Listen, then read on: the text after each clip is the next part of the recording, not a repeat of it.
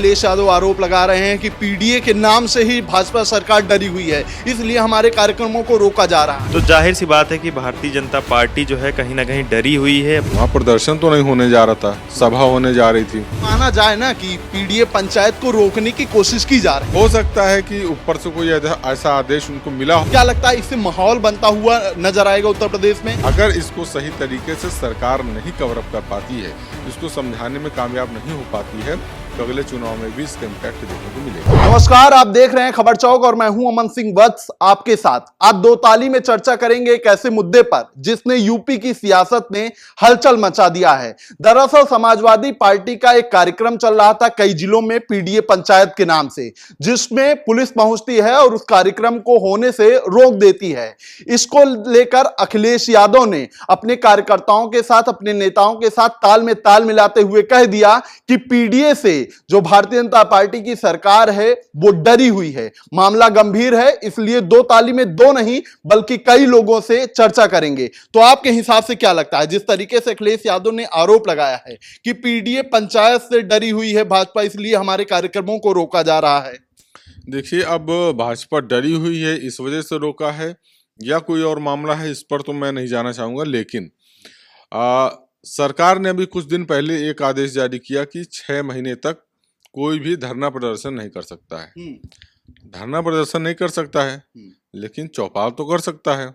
वहां प्रदर्शन तो नहीं होने जा रहा था, सभा होने जा रही थी। और एसडीएम ने उसके लिए पहले तो बकायदा आदेश भी दिया कि आप हाँ कर सकते हैं प्रोग्राम, लेकिन उसके बाद आदेश रद्द कर दिया गया। तो उसके पीछे का कारण क्यों नहीं बताया कि किस वजह से रद्द किया गया? क्योंकि एक पार्टी की सभा है, उस सभा में वो लोग बैठ के अपना कोई भी कार्यक्रम हो उसको संचालित करना चाह रहे हैं। वो कोई प्रदर्शन नहीं कर रहे हैं, वो कोई दंगा फसाद नहीं कर रहे हैं, वो ईंट पत्थर नहीं चला रहे हैं। ठीक है, ऐसे में कारण बताना चाहिए कि आप इसको रद्द क्यों कर रहे हैं। और मेरे हिसाब से जो जिस वीडियो का जिक्र कर रहे हैं, तो उसमें वो सपा कार्यकर्ता ये भी बता रहा है कि उसको समय दिया गया 6 दिसंबर का और कहा गया कि रात 11 बजे कर सकते हैं। तो 11 बजे रात की कौन सी सभाएं होती हैं? कोई व्यक्ति 11 बजे कैसे कर सकता? मतलब ये तो एक वो हो गया कि हमने आदेश भी दे दिया आप करिए और ऐसा समय दे दिया कि आप कर भी ना पाए, तो दूसरी तरीके से मना करना हो गया। तो क्या माना जाए, अखिलेश यादव जो आरोप लगा रहे हैं सही है?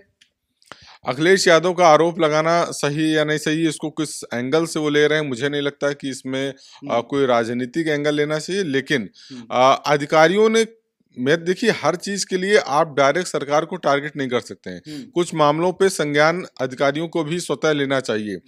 अगर वो किसी चीज को लेके मना कर रहे हैं तो उसके पीछे का एक वाजिब कारण भी देना चाहिए कि इसके पीछे का ये कारण है। लेकिन माना जाए ना कि पीडीए पंचायत को रोकने की कोशिश की जा रही है। हो सकता है कि ऊपर से कोई ऐसा आदेश उनको मिला हो कि अगर इस तरीके की कोई पंचायत, इस तरीके की कोई सभा पीडीए के नाम से हो रही है तो उसको नहीं कराना है, उसको नहीं रद्द करना है, समय नहीं देना है, उसको अलाउ नहीं करना है। तो अगर ऐसा कोई आदेश ऊपर से आया है तो निश्चित रूप से इशारा बिल्कुल सही दिशा में जा रहा है। आप क्या मानते हैं अनुपम, जिस तरीके से अखिलेश यादव आरोप लगा रहे हैं कि पीडीए के नाम से ही भाजपा सरकार डरी हुई है, इसलिए हमारे कार्यक्रमों को रोका जा रहा है?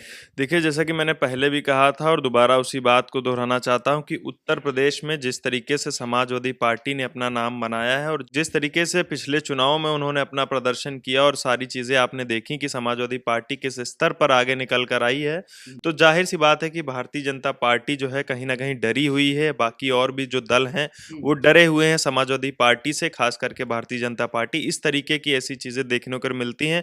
और बात रही प्रदर्शन और रैलियों की, तो भारतीय जनता पार्टी जहां चाहे मन भले अपने मंचल से जो है रैली वैली कर लेती है, प्रदर्शन कर लेती है, और जहां बात आई समाजवादी पार्टी के कुछ करने की तो उसके बाद प्रश्न चिन्ह बीच में आके खड़ा करती है, उनको करने से रोकती है। क्या लगता है ऐसी रोका जाना चाहिए?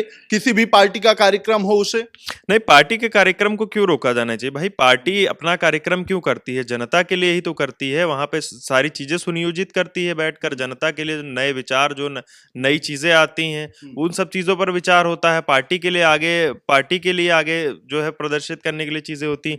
इस तरीके के कार्यक्रमों को रोकना कितना सही आप मानते हैं? देखिए, अगर कोई भी ऐसा कार्यक्रम है जिसमें आप कोई हिंसा नहीं कर रहे हैं, कोई ऐसा कार्यक्रम नहीं है जिसमें आप किसी को भड़का नहीं रहे हैं, कोई ऐसा कार्यक्रम आप नहीं कर रहे हैं जिससे आप समाज में विद्वेष नहीं कर रहे हैं, ऐसे अगर कोई कार्यक्रम नहीं है आपके, तो निश्चित रूप से किसी भी पार्टी का कार्यक्रम हो, किसी भी दल का कार्यक्रम हो, ऐसे कार्यक्रमों को नहीं रोका जाना चाहिए। लेकिन चूंकि एसडीएम की अपनी एक जिम्मेदारी होती है, अगर उसने रोका है तो मेरे हिसाब से कुछ न कुछ उस मामले पर संज्ञान लिया होगा। कुछ न कुछ हो सकता है कि उसको इनपुट मिला हो कि कुछ और भी चीजें हो सकती हैं।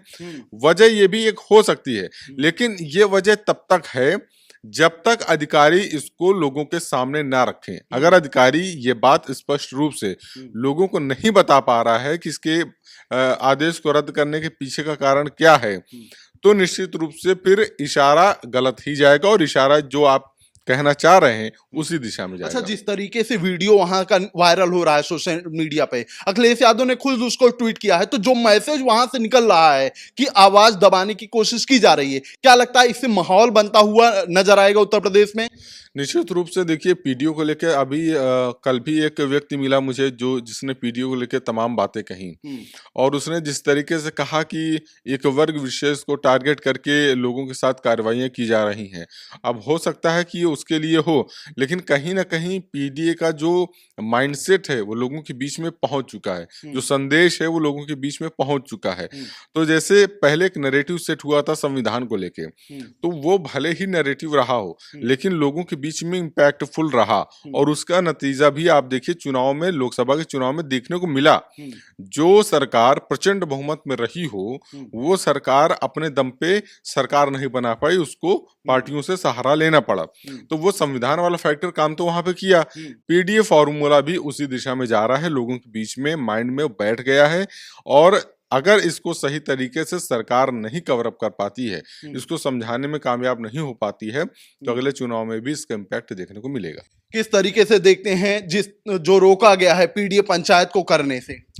देखिए, जो वीडियो वायरल हुआ है जिसकी आप बात कर रहे थे, उसमें रोका उस तरह से नहीं गया है। अगर रोका जाता तो वहां पर काफी मात्रा में पुलिस बल तैनात होना चाहिए था। उसमें मुझे ऐसा लग रहा है कि कहीं पर मिसअंडरस्टैंडिंग हुई है। देखिए, जिस तरह से वहां पर 2 पुलिस वाले पहुंचते हैं, वो पूछते हैं कि आपने परमिशन ली?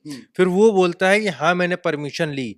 उन्होंने कहा कि तुम परमिशन नहीं ली हो, इस वजह से नहीं करनी। शायद उस पुलिस वाले को पूरी जानकारी नहीं थी, इसलिए वो धीरे धीरे बोल रहे थे, डर कर बोल रहे थे। और जो वहां पर व्यक्ति जो बोल रहा था कि मैंने परमिशन ली, मैं एसडीएम से बात कर रहा हूं, वो पूरे कॉन्फिडेंस के साथ बोल रहा था। तो हो सकता है यहाँ पे कुछ तुक ताल नहीं बैठा। नहीं, देखिए, इनका कहना है कि एसडीएम से जो है बात कराने के लिए बोला, साफ तौर पर पुलिस वालों ने बात कराने से मना कर दिया। ये प्रशासन के द्वारा की गई पुरजोर तरीके की साजिश थी।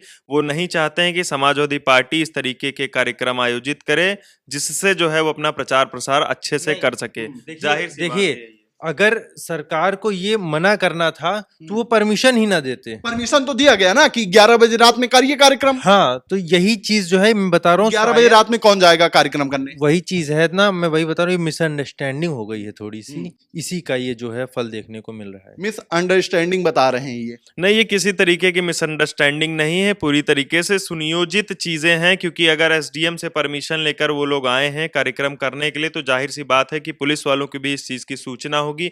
और अगर एक बार सामने वाला व्यक्ति आपसे कह रहा है कि हम परमिशन ले चुके हैं, आप बात करिए, तो बात वहीं पे खत्म हो जानी चाहिए। इस तरीके का वाद विवाद बढ़ने की कोई आवश्यकता ही नहीं पड़ती। और उसके बाद में कि कार्यक्रम 11 बजे करिए, कि कोई भी सुनियोजित कार्यक्रम किसी भी पार्टी के किसी भी चीज के होते हैं तो रात में 11 बजे कौन करता है, बताइए। ठीक है, तो दो ताली में हमारे पत्रकार साथियों की अपनी अपनी ताल है, लेकिन जिस तरीके से वीडियो वायरल होने के बाद एक माहौल बना है, कहीं ना कहीं आने वाले दिनों में इसका प्रभाव भी पड़ता हुआ जरूर दिखाई देगा। फिलहाल आज की दो ताली में इतना ही। ऐसी खबरों को आपके बीच में लेकर आते रहेंगे, तब तक देखते रहिए खबर चौक। कैमरा पर्सन नवजीत के साथ Aman Singh Vats, Lucknow. New public inter college Lucknow, admission open.